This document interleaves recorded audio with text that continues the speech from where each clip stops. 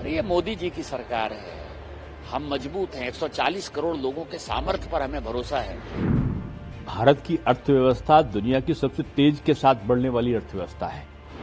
मोदी का दौर इस देश का बर्बादी, तबाही और आर्थिक कंगाली की ओर ले जाने वाला कदम दौर के रूप में याद रखें। ट्रंप ने सबसे बड़ा डंडा हमारे ऊपर चला दिया। देखिए, दो उदाहरण हैं दुनिया के सामने और हमारे देश के सामने। 1998 में इसी भारतीय जनता पार्टी की सरकार में, कांग्रेस में तो हिम्मत थी नहीं। आपको ध्यान हो कि हमने परमाणु परीक्षण किया और अमेरिका ने और अमेरिका के कई एक सहयोगी देशों ने हमारे ऊपर इकोनॉमिक सैंक्शन लगा दिए। हमने क्या किया या हमारे देश के लोगों ने क्या किया? हमारे भारत के लोगों में सामर्थ्य है। हम 140 करोड़ के देश हैं। उस वक्त भी अटल जी के तौर पर एक मजबूत प्रधानमंत्री इस देश को था। आज तो उनसे भी ज्यादा जो है मोदी जी मजबूत प्रधानमंत्री हैं। हमारी इकोनॉमी 1999 से जो बढ़नी स्टार्ट हुई, जब तक ये कांग्रेस ने जो है तमाशा नहीं किया, चिदम्बरम और सभी लोगों ने करप्शन स्टार्ट नहीं किया, तो 2007-8 तक भारत की इकोनॉमी 8-9% के रफ्तार से बढ़ती रही। आज हमारे पास मौका है, हमारे पास नेतृत्व है, तो ये उदाहरण सामने है। और भारत जो है उसकी जो इकोनॉमी अभी 6-7% पर है, मैं दावे के साथ कह सकता हूं कि 10%, 12% पर किस दिन चला जाएगा नहीं पता। दूसरा उदाहरण है कि 1965 में, मैं इसीलिए बातें कह रहा हूं कि माननीय मोदी जी इस एशिया महादेश में सिंगापुर के जो प्रधानमंत्री हैं ली क्वान यू, जिन्होंने कि सिंगापुर बनाया, 1965 में मलेशिया ने उनको बाहर कर दिया सिंगापुर को, क्योंकि वो गरीब जगह था। अभी ऑर्चिड रोड जो उनका सबसे फेमस रोड है सिंगापुर का, जाएंगे तो उसके एक स्टेशन का नाम जो है वो धोबी घाट आज भी है। धोबी घाट मतलब कपड़े धोते थे लोग। आज सिंगापुर कहाँ है, मलेशिया कहाँ है? अरे ये मोदी जी की सरकार है। हम मजबूत हैं। 140 करोड़ लोगों के सामर्थ्य पर हमें भरोसा है। इन चीजों से कोई फर्क नहीं पड़ता। राहुल को देश का साथ देने के बजाय वो कहीं न कहीं ट्रंप का साथ। राहुल गांधी पाकिस्तान की बात कर रहे हैं, राहुल गांधी चीन की बात करते हैं, राहुल गांधी सोरोस फाउंडेशन के आका जो हैं जॉर्ज सोरोस, उनकी बात करते हैं।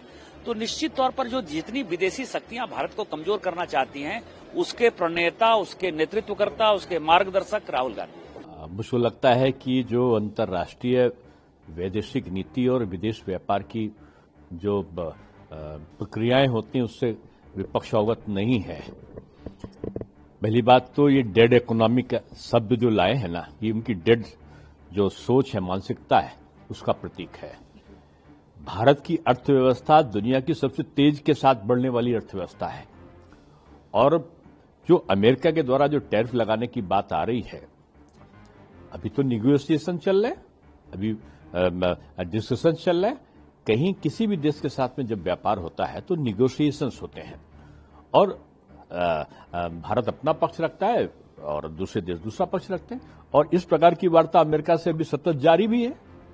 तो उसके पहले ही आप परिणाम देने लगे।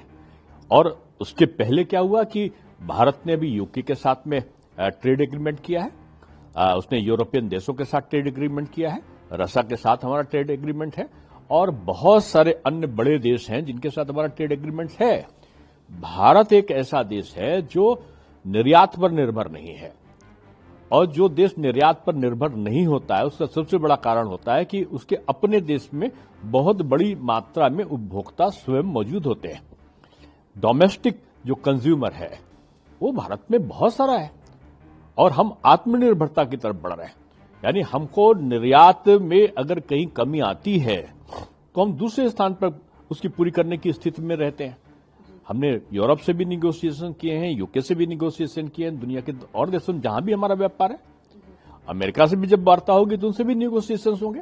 लेकिन भारत की स्थिति पे बहुत बड़ा अंतर आ जाएगा ऐसा कहना, ये मैं समझता हूं ठीक नहीं है। क्योंकि हमारा जो व्यवसाय है वो केवल निर्यात पर निर्भर नहीं है। हमने निर्यात को अपने वहां का जो उत्पादन है उस उत्पादन के उपभोक्ता हमारे ही देश में बहुत बड़ी मात्रा में है। तो जो हमने आत्मनिर्भर भारत का जो नारा दिया है ना, वो इस प्रकार की संभावनाओं को बहुत अधिक जिसको कहना चाहिए कि वो परेशान करने से रोकती है। जब आपके प्रधानमंत्री की पीयूष गोयल जी आवाज नहीं निकलती, 30 बार कह चुका नरेंद्र मोदी जी, आपसे देश से दुनिया ने सुना कि सीज फायर अमेरिका ने करा है, आप तो बोलते नहीं। अर्थव्यवस्था के बारे में उसने जो बात कही है उसके बाद उसको पलट के जवाब प्रधानमंत्री जी आपको देना है। इतिहास का विद्यार्थी जब अर्थव्यवस्था के बारे में लौटेगा तो मोदी का शासनकाल, मोदी का दौर इस देश का बर्बादी, तबाही और आर्थिक कंगाली की ओर ले जाने वाला कदम, दौर के रूप में याद रखेगा। नोटबंदी हो, फिर उसके बाद जिस तरीके से लघु मध्यम उद्योग को समाप्त करके अपने 2-4 पूंजीपतियों के हाथों में हिंदुस्तान सौंप दिया, आने वाली पीढ़ियां कभी आपको इसके लिए माफ नहीं करेंगी। ये कुछ नहीं करेंगे प्रभु सिंह। अगर दबे हुए न होते, हिंदुस्तान माई फ्रेंड ट्रम्प करते ही रहे और ट्रम्प ने सबसे बड़ा डंडा हमारे ऊपर चला दिया। क्या करेंगे पीयूष गोयल? ये देश के जनता को गुमराह कर रहे हैं। हिंदुस्तान की सारी इकोनॉमी को गिरवी रख दिया अमेरिका के सामने। हिंदुस्तान की इकोनॉमी की स्थिति बहुत ही खराब है। अब यहाँ आपको चमक दमक लगती है, यहाँ दिल्ली में। आप यहाँ से निकल के जाइए देहात में, देहात 90% तो देहात में ही है। वहाँ क्या हालत है ये देखिए आप इकोनॉमी की।